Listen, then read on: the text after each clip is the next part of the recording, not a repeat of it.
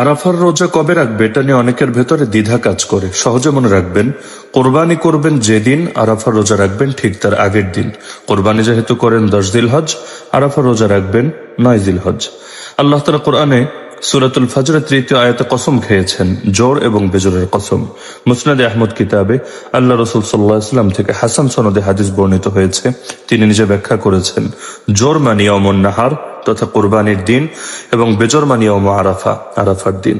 সুতরাং আরাফার দিন অবশ্যই বেজর হবে, জোর হওয়ার সুযোগ নেই। দ্বিতীয় বিষয় হলো, গোটা উম্মত এ ব্যাপারে একমত, আরাফার দিন এবং কোরবানির দিনের মধ্যে আর অন্য কোনো দিন নেই। সুতরাং যেদিন আরাফা রোজা রাখবেন আবশ্যিকভাবেই তার পরবর্তী দিন কোরবানি করবেন। এ ব্যাপারে কারোই কোনো দ্বিমত নেই। কারণ হলো, এই 2 দিনের মাঝে অন্য কোনো দিন আছে এমন কোনো মত কেউ প্রদান করেননি। আর সর্বশেষ বিষয় হলো, ইয়ৌম আরাফা এটা হলো 9 জিলহজের পারিভাষিক একটা নাম।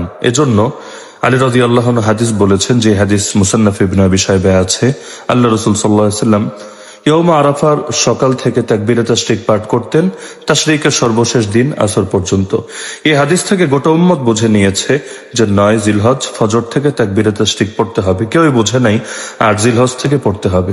আমাদের দেশে সকলে 9 জিলহজ থেকেই পড়ে থাকে। সুতরাং বোঝা গেল 9 জিলহজের পারিভাষিক নামই ইয়ৌম আরাফা।